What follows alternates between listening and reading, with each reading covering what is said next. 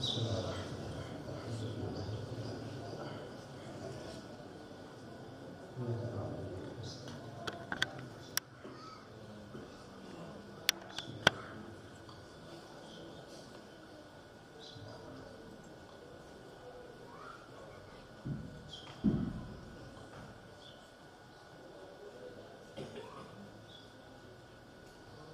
بازار کی قبولیت کے لیے تمام حاضرین کی مرحومین کے علمی درجات کے لیے بلاخص مرحوم سید حیدر نقوی صاحب کے علمی درجات کے لیے بلندر صلوات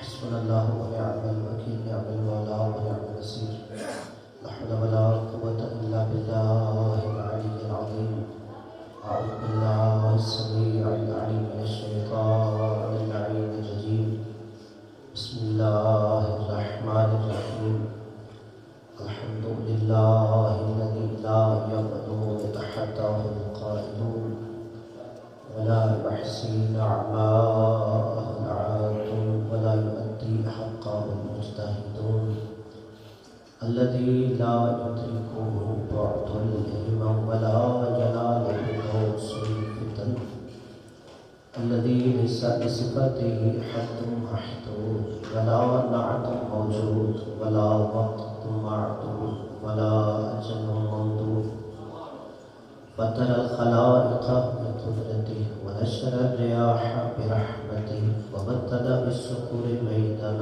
عظيم الصلاة والسلام على نبيه وصفيه وحبيبه وأمينه وحجته النبي الأمي المكي المدني القرشي الهاشمي الأبطحي سيد الثقلين نبي الحرمين إمام القبلتين وسيلتنا في الدارين جد الحسن والحسين أبي القاسم محمد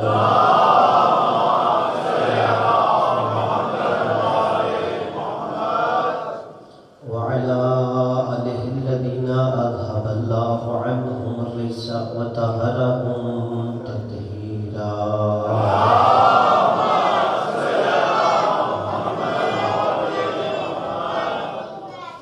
واللعنة الدائمة على أعدائهم وقتلتهم وغاصب حقوقهم ومنكر فضائلهم أما بعد فقد قال الهدى في كتابه العلى بسم الله الرحمن الرحيم قل إن كنتم تحبون الله فاتبعوني يحببكم الله ووزيك الأنسان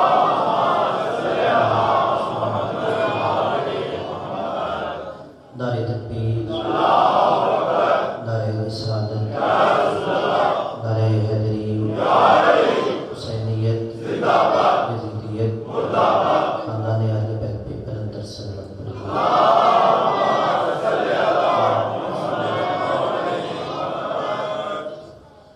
اذان گرامی صاحبان عزیز و قائم برادران اسلام ہم سب یہاں پر سید حیدر نقوی صاحب کی ساری ثواب کے لیے جمع ہوئی ہیں اور چونکہ آج نبی کی بعثت کا بھی دن ہے اور یقیناً مالک سید الانبیاء کے صدقے میں مرحوم کو سید الانبیاء کے جوار میں بلند مقام جو آیت مجیدہ میں نے تلاوت کی ہے اس میں اللہ نے اس نبی کی ذات کے بارے میں ہمیں سمجھایا ہے کہ سید الانبیاء کا مقام کیا ہے مرتبہ کیا ہے کہ قل میرے حبیب اپنی امت سے کہو ان کنتم تحبون اللہ اگر تم اللہ سے محبت کرتے ہو تو اللہ سے محبت کا اظہار کیسے ہوگا کہ میں مسجد میں بیٹھ کے اللہ کے نعرے لگاؤں گا تو پتہ چلے گا یہ اللہ سے محبت کرتا ہے اگر میں اللہ سے محبت کرتا ہوں تو اظہار کیسے ہوگا کہ قل ان کنتم تحبون اللہ میرے حبیب اپنی امت سے کہو یہ اللہ سے محبت کرتے ہیں فاتبعونی تو پھر مجھ محمد کی اتباع کرو کہ اگر تم اللہ سے محبت کرتے ہو تو پھر اس محبت کو ثابت کرنے کے لیے نبی کی اتباع کرو۔ اچھا اس کا صلہ کیا ملے گا، اجر کیا ملے گا؟ کہ اگر تم نبی کی اتباع اور پیروی کرو گے یحببکم اللہ، پھر تمہیں کسی کو رضی اللہ کہنے کی ضرورت نہیں، اللہ خود ہی راضی ہو جائے گا۔ بڑا آپ کو سلام کرو۔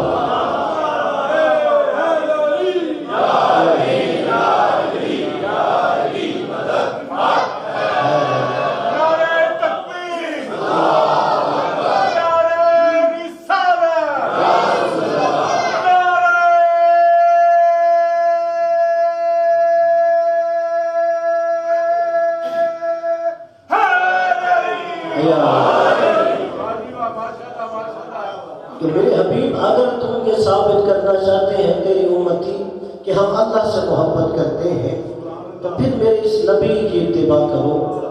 اور قبلہ ہم مذہب اہل بیت شیعہ خیر البریہ کا یہ در امتیاز ہے کہ ہم اگر اسلام میں کسی کو جانتے ہیں تو صرف محمد مصطفیٰ کو جانتے ہیں۔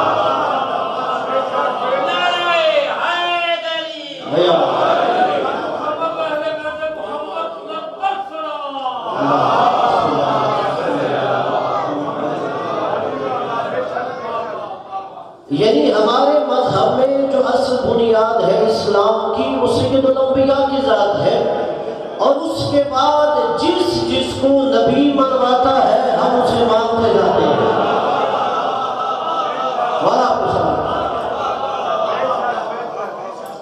کہ جسے نبی منواتا ہے ہم اسے مانتے جاتے ہیں۔ چلے اگر میں جملہ آسان کر دوں، اگر کسی کے احترام میں نبیوں کا سردار کھڑا ہو جاتا ہے تو ہم اسے دل میں بٹھا لیتے ہیں، اگر نبی کسی قوم انی کہنے پر اسے اٹھا دیتا ہے تو ہم دل سے نکال دیتے ہیں۔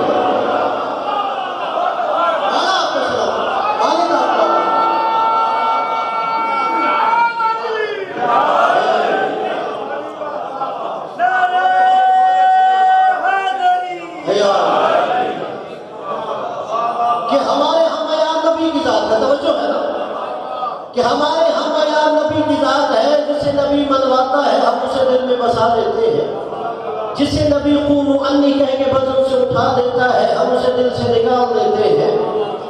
اور قبلہ اسے اسلام کی حقیقت کیا سمجھ آئے گی جسے محمد مصطفیٰ ہی سمجھ میں نہ آئے؟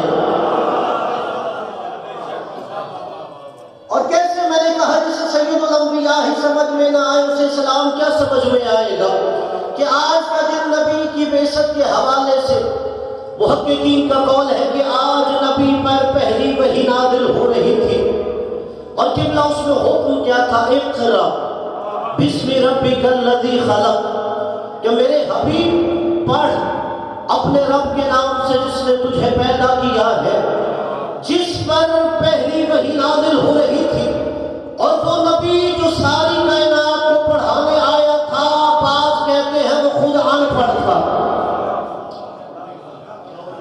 کہ جو ساری کائنات کو پڑھانے آیا تھا، کہ نعوذ باللہ وہ خود ان پڑھ تھا، حالانکہ پہلی وحی کیا نازل ہوئی؟ کہ میرے حبیب پڑھ۔ اب میں مثال دیتا ہوں، پیچھے والوں کی خاص توجہات کا طلبگار ہوگا تاکہ آپ میرے ساتھ شریک سفر ہو جائیں۔ یہاں پہ بچہ ہے، میں اس بچے کو کہتا ہوں بیٹا ہوا میں اڑ جاؤ، آپ کہیں گے مولانا خیریت تو ہے، یہ بچہ تو ہوا میں اڑ ہی نہیں سکتا، آپ کیوں کہہ رہے ہیں اڑ جاؤ؟ اللہ نے نبی سے کہا میرے حبیب پڑھ۔ اللہ جانے کسے جملہ سمجھ آیا ہے، اللہ جانے کسے جملہ سمجھ آیا ہے، کسے سمجھ نہیں آیا، میں آسان کر رہا ہوں۔ قبلہ میں بچے سے کہوں اڑو، وہ اڑ نہ سکتا ہوں، لوگ کہتے ہیں خیریت ہے جب اس میں اڑنے کی صلاحیت ہی نہیں، آپ اس سے کیوں کہہ رہے ہو اڑ جاؤ؟ میرا خدا نبی سے کہہ رہا تھا اقرا، میرے حبیب پر۔ ہم کہیں گے بار الہ یہ تیری بارگاہ سے آ رہا ہے، تجھے نہیں پتا یہ پڑھ سکتا ہے یا نہیں پڑھ سکتا؟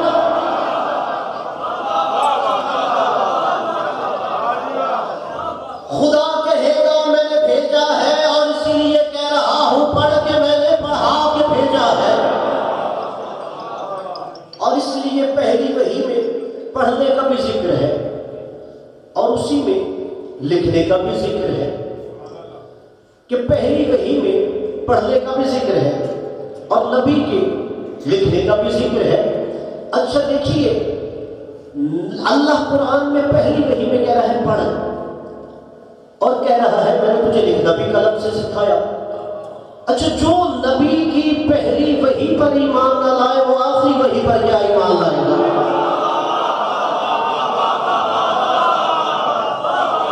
قرآن نے کہا نہیں پڑھے، قرآن نے کہا میرے حبیب پڑھ، اور ہم نے کہہ دیا شاید اسے تو پڑھنا ہی نبی کو نعوذ باللہ نہیں آتا۔ تو جسے پہلی وحی پر ایمان نہ ہو وہ آخری وحی پر ایمان کیا لائے گا؟ اور قبلہ حضرت زیدی سے اب یہاں جملہ کہتے تھے، انہی کے نام سے انہی کے بلندی درجات کے لیے کہہ رہا ہوں، وہ کہا کرتے تھے اچھا اگر محمد پڑھنا لکھنا نہیں جانتے تھے تو جب قلم دوات مانگ رہے تھے پھر دے دیا کرتے تھے۔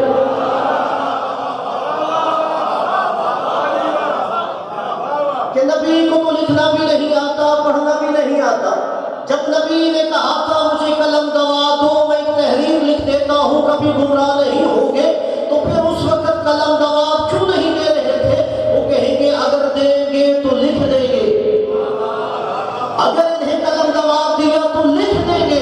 اب جائیے اپنے مرضی کے عالم سے کہو، زبان سے کہتے ہیں کہ وہ پڑھنا لکھنا نہیں جانتا، اور وہ قلم دوات مانگے تو دیتے نہیں، لکھ دے گا۔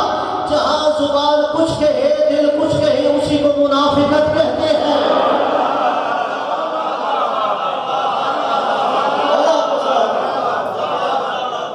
یہاں زبان کچھ کہے اور دل کچھ کہہ رہا ہو اسی کو تو منافقت کہتے ہیں۔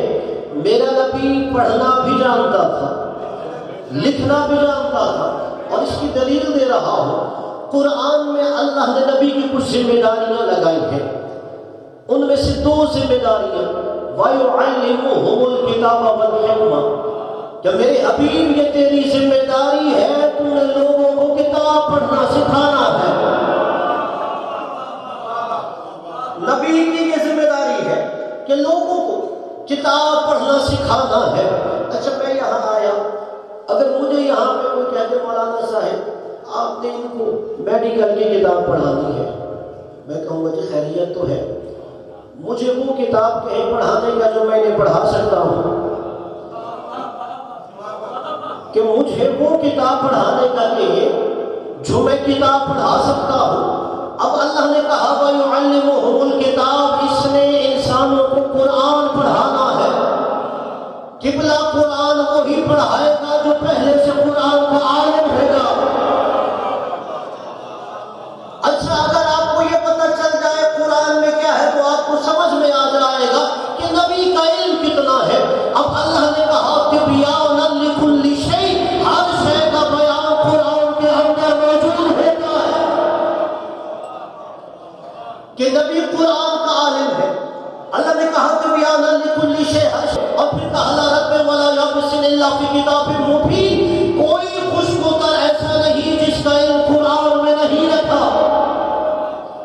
ہر شے کا علم بھی قرآن میں، ہر خوش ہوتا قرآن میں، اور اللہ نے کہا جو قرآن کا عالم ہے تو پھر ماننا پڑے گا میرا نبی علم و مکان کا بھی عالم ہے، علم و ما یکون کا بھی عالم ہے۔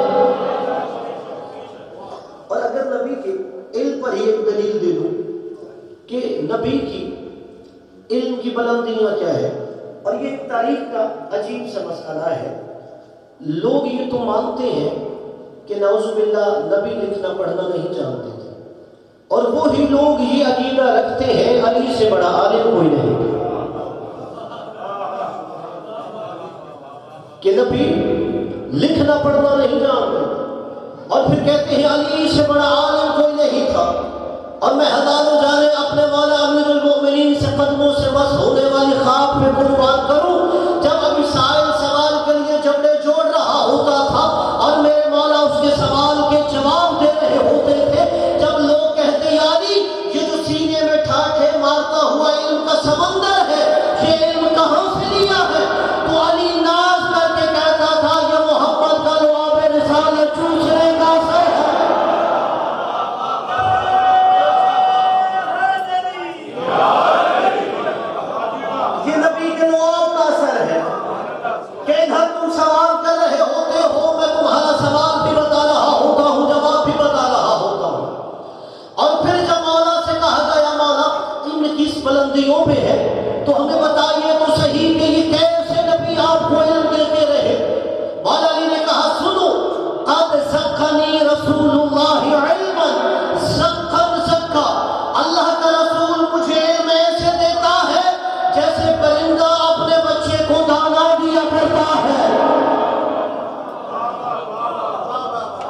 اور پھر مولا علی نے کہا، مولا علی اپنی ان فضائل کی بلندیوں پہ چاہتے تو صرف خود کو منوا رہے تھے، لیکن مولا علی نے کہا نہیں، میں تمہیں بتاؤں گا جس علی کا علم اتنی بلندیوں کا ہو اس محمد کا علم کی بلندی کیا ہو۔ اور پھر کہا سنو، اگر علی کا علم دیکھنا ہے، علمنی رسول اللہ الف باب من العلم، کہ اللہ کے رسول نے مجھے علم کا 1000 باب سکھایا تھا، اس کے ہر باب سے 1000 باب علی خود تلاش کرتا رہا ہے۔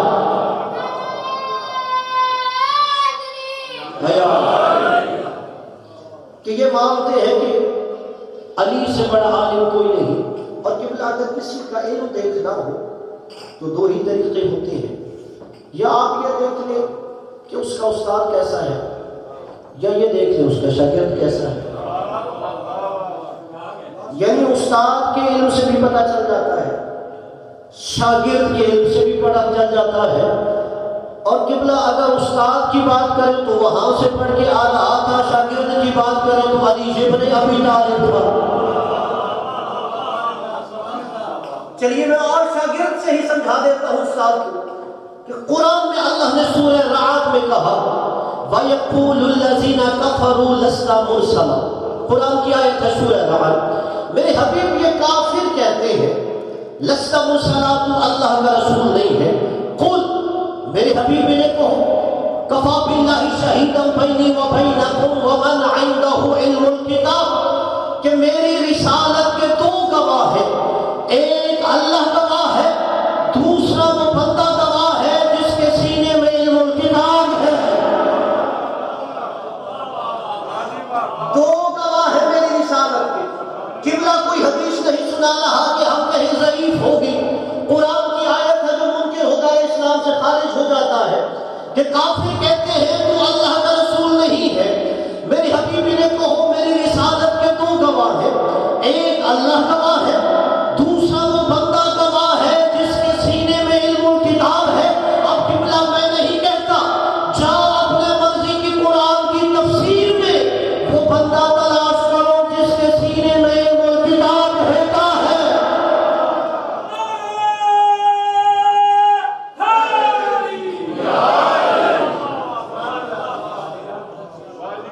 اور جائیں آپ تفسیریں کھولیے، اگر در اہل بیت سے جو مفسر قرآن دور ہے، جب ان کی تفسیر کھولیں گے تو آپ کو اس تفسیر میں ملے گا کہ جو دوسرا گواہ ہے وہ عبداللہ ابن سلام ہے۔ جو در اہل بیت سے دور ہے انہوں نے لکھا یہ جو دوسرا گواہ ہے یہ عبداللہ ابن سلام ہے۔ یہ عبداللہ ابن سلام مذہب کا یہودی تھا، اور مجھے حیرت ہوئی کہ جب اہل بیت کے در سے دور جاتے ہیں تو اللہ عقل و خرد بھی چھین لیتا ہے۔ وہ کیسا یہودی ہے جو محمد کی رسالت کا گواہ بن رہا تھا؟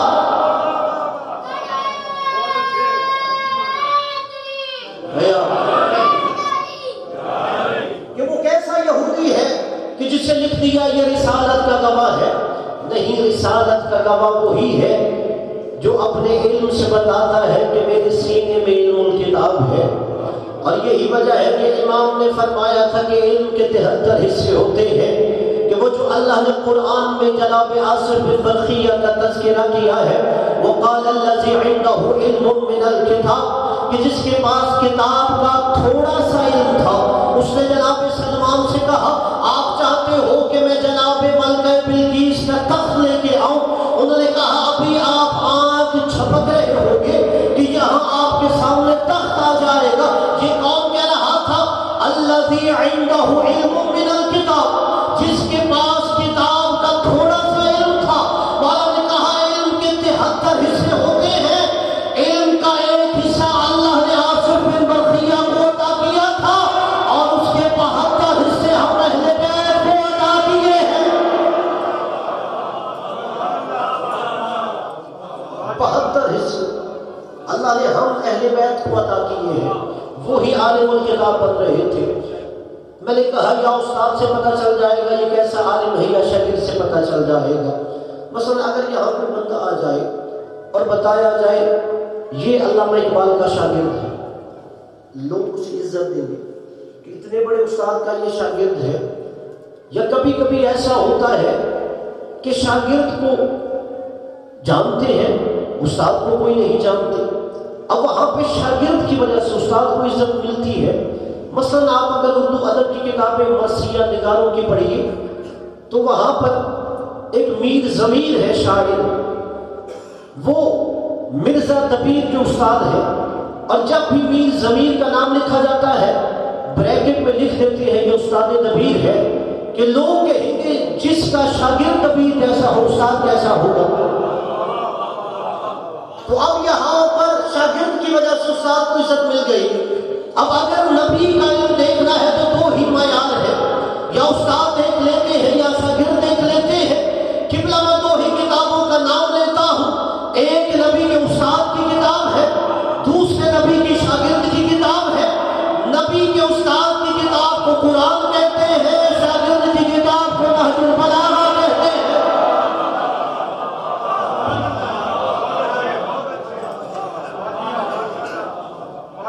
نہ استاد کی کتاب کا جواب ہے اور نہ ہی شاگرد کی کتاب کا جواب ہے۔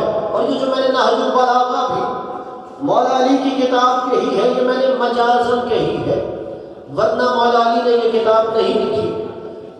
یہ تو وہ چند خطبات، رسائل اور کلمات ہیں جو سید رضی اپنے کشکول میں جمع کر رہا تھا،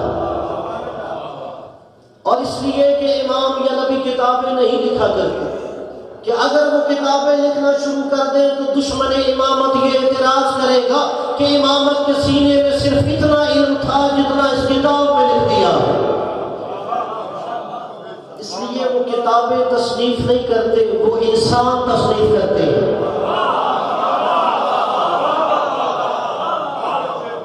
کہ اگر محمد مصطفیٰ کی تصنیف دیکھنی ہو تو علی مرتضیٰ جیسی ہوتی ہے، اگر علی مرتضیٰ کی تصنیف دیکھنی ہو تو قمر سلمان جیسی ہوتی ہے، اگر حسین کی تصنیف دیکھنی ہو تو جناب ہور اور جناب حرین جیسی ہوتی ہے۔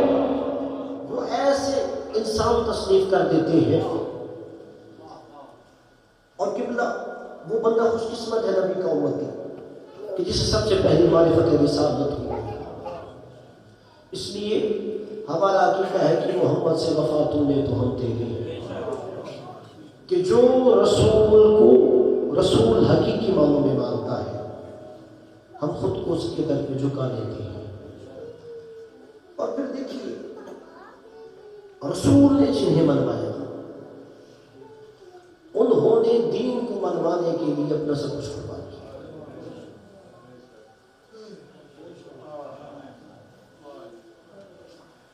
کیونکہ آج 28 رجب کی شب بھی ہے، کل جو دن گزرا ہے 26 رجب کا، یہ وہ دن تھا کہ جب جنت کے سردار نواسہ رسول کو مدینہ منورہ میں یزید کے گورنر نے دربار میں بلایا تھا کہ حسین سے یزید کی بیعت ہوئی۔ آج کے دن مولا حسین سفر کی تیاری کرتے ہیں اور کل جنت کے سردار نے مدینہ چھوڑ دیا۔ اور عزاداروں، جب خط حسین ابن علی نے پڑھا تو زینب سلام اللہ علیہا نے پوچھا یہ حسین کس کا خط آیا ہے؟ کہا زینب مجھے دربار میں بلایا ہے۔ عزادار ایک لمحے کے لیے سوچئے، جب زینب نے مدینے میں دربار کا نام سنا ہوگا تو زینب کو کیا یاد آیا ہوگا؟ اجرکم اللہ، کہا حسین میں تجھے اکیلے دربار میں نہیں جانے دوں۔ کہتے ہیں کہ جناب زینب سلام اللہ علیہ امام حسین علیہ السلام سے گفتگو کر رہی ہیں کہ اتنے میں جناب عباس علیہ السلام کی زوجہ جناب لبابہ نے دیکھا کہ امام حسن حسین علیہ السلام زینب سلام اللہ علیہ گفتگو کر رہی ہیں، اور جناب زینب سلام اللہ علیہ کی آنکھوں سے اشک بہ رہے ہیں۔ کہتے ہیں تیز قدم دوڑتی ہوئی جناب عباس کے حجرے میں گئی۔ کیا دیکھا جناب عباس نے اپنے بیٹے فضل کو سینے پہ لٹایا ہوا اپنے بیٹے سے پیار کر رہے ہیں۔ جناب لبابہ کہتی ہے آپ اپنے حجرے میں بیٹے سے پیار کر رہی ہو، زہرا کا بیٹا اور بیٹی رو رہے ہیں۔ جناب عباس نے تیزی سے بیٹے کو اتارا، اس جانب بڑھے جدھر جوانان جنت کی سردار مولا حسین تھے۔ مولا حسین کے قریب آ کے جناب عباس اور جناب زینب سلام اللہ علیہ سے کہا، مولا کیسا بلاوا آیا ہے؟ کہا عباس مجھے دربار میں بلایا گیا۔ عزادارو جیسے ہی جناب عباس آئے تو جناب زینب سلام اللہ علیہ نے کہا، عباس اب میں مطمئن ہوں، عباس ساتھ جاتا ہے تو دربار میں جا سکتا۔ اجرکم العزاء، عزادارو میں مسائل میں خود نہیں کر رہا، اس لیے کہ آج نبی کی بیٹیوں کی مدینہ چھوڑنے کی شب ہے، تاکہ ہر آنکھ کا وضو ہو جائے، رونا نہ آئے تو بے شک گناہ ہو کہ معافی مانگنے سر کو جھکا کے۔ اب یہاں پہ جناب زینب نے ایک جملہ مولا عباس سے کہا، کہتے ہیں مولا عباس کو سامنے کھڑا کر کے کہا، عباس جیسا حسین دے رہی ہوں ویسا حسین مجھے واپس چاہیے۔ اجرکم اللہ، جس کی حال نکلی ہے مولا اسے کسی کا میرا بلائے کہ عباس جیسا تجھے حسین دے رہی ہوں مجھے ویسا حسین واپس چاہیے۔ کہا آقا ذاتی جب تک عباس زندہ ہے حسین پہ آنچ نہیں آ سکتا۔ عزادارو چلے، بنی ہاشم ساتھ تھے۔ مولا حسین نے کہا عباس تو دربار کے اندر نہیں آئے گا، تم اور بنی ہاشم جوان دربار کے باہر کھڑے رہیں گے۔ کہا جیسے ہی حسین تکبیر کی قائم قرآن میں ہے آواز بلند کرے گا پھر عباس کو اجازت ہے وہ دربار میں آ سکتا ہے۔ عزادارو گفتگو ہونے لگے، طولانی گفتگو ہے میں ساری چھوڑ دیتا ہوں۔ اچانک مروان بن حکم ملعون والا حسین کو دھمکی دے کے کہتا ہے کہ حسین اگر تو بیعت نہیں کرے گا تو تیرا سر اتار دیں گے۔ جیسے ہی یہ کہا مولا نے اسے کہا تیری ماں تیرے غم میں بیٹھے۔ مولا نے اللہ اکبر کی آواز بلند کی تھی۔ عزادارو تیزی سے مولا عباس دربار میں آئے، کہا کس میں یہ ہمت تھی وہ حسین کو قتل کی دھمکی دے؟ اجرکم العزاء، مولا عباس نے تلوار نکالی، کہا عباس نہیں یہ مدینہ ہے یہاں جنگ نہیں کی۔ مولا حسین 26 رجب واپس آ گئے۔ آج سارا دن مولا حسین تیاری کرتے رہے، کبھی نانا کے روزے پہ جاتے ہیں، کبھی ماں زہرا کے روزے پہ جاتے ہیں، کبھی بھیا حسن علیہ السلام کے روزے پہ جاتے ہیں۔ اور عزادارو مسافروں کی فہرست بنائی جانے لگی۔ جناب زینب سلام اللہ علیہ کو آج رات پتہ چلا کہ میرا حسین مدینہ چھوڑ کے جا رہا ہے۔ جناب زینب نے کہا حسین مجھے اجازت دو، میں عبداللہ ابن جعفر سے اجازت لے کے آتی ہوں۔ عزادارو جناب زینب اپنے گھر گئے۔ جناب زینب سلام اللہ علیہ عبداللہ ابن جعفر طیار ان کے شوہر بیمار تھے۔ جناب زینب ان کی پائنتی کی جانب بیٹھ کر رونا شروع کر دیا۔ جناب عبداللہ ابن جعفر طیار کہتے ہیں میں کون ہوتا ہوں آپ کو روکنے والا؟ اور عزادارو مقتل کی کتابوں میں ہے مولا حسین نے جب مولا علی نے عقد کیا تھا جناب زینب سلام اللہ علیہ کا عبداللہ ابن جعفر طیار سے، تو اس میں ایک شرط یہ رکھوائی تھی اگر کبھی میرا حسین کسی سفر پہ جا رہا ہو تو عبداللہ تو نے زینب کو نہیں روکنا۔ جناب عبداللہ نے کہا میں آپ کو روکنے والا کون ہوں؟ آپ نبیوں کے سردار کی بیٹی ہو کہ آقا زادی بھرے گھر سے جو آپ کا دل چاہتا ہے یہاں سے ساتھ لیجیے۔ عزادارو جو مظلومیت سمجھنا چاہتا ہے نا علی کی بیٹی اس کے لیے یہ جملہ کافی ہے۔ جیسے ہی عبداللہ ابن جعفر طیار نے کہا نا بھرے گھر سے جو جی چاہتا ہے علی کی بیٹی ساتھ لے جائے۔ عبداللہ ابن جعفر طیار سرمایہ دار بہت بڑا تاجر تھا۔ کہتے ہیں زینب سلام اللہ علیہ 30 قدم اٹھاتے ہوئے ایک حجرے میں گئی اور ماں زہرا کی چادر لے کے باہر آ گئی۔ جناب عبداللہ نے کہا زینب بھرے گھر سے ایک ماں زہرا کی چادر اٹھا کے لے جا رہی ہے، کہ عبداللہ دعا مانگ یہ چادر بچ جائے۔ اللہ جانے کس سے جملہ سمجھ آیا ہے، جو پردہ دار گھرانے ہیں ان کے لیے جملہ کہہ رہا ہوں کہ عبداللہ دعا مانگ یہ چادر بچ جائے ماں زہرا کی۔ جناب عبداللہ ابن جعفر طیار کہتے ہیں ایسے نہیں زینب، تو فاطمہ کی بیٹی ہے، تو سفر کرنے کی عادی نہیں ہے، کبھی تم نے طولانی سفر نہیں کیا، ایسے کرو کہ میں 4 کنیزیں تمہارے ساتھ روانہ کر رہا ہوں۔ عزادار صاحب معالی السبتین علامہ مہدی مازندرانی اپنی کتاب میں یہ جملے لکھتے ہیں کہ 4 کنیزیں کہا تم ساتھ زینب لے کے جاؤ کہ تم سفر کی عادی نہیں ہو، یہ سفر میں تمہاری خدمت کرے گی، کہ کوشش کرنا جتنا سفر ہو سکے کرو، جہاں زینب تھک جائے وہاں یہ کنیزیں فاطمہ کی بیٹی کی خدمت گزاری کرے گی، کہا یہ سفر میں تیرے پردہ بنایا کرے گی۔ عزاداروں اب یہ قافلہ پہنچا ہے شعبان کے مہینے میں مکہ۔ علامہ مہدی مازندرانی کہتے ہیں یہ 4 کنیزیں زینب سلام اللہ علیہا کے ساتھ ہیں۔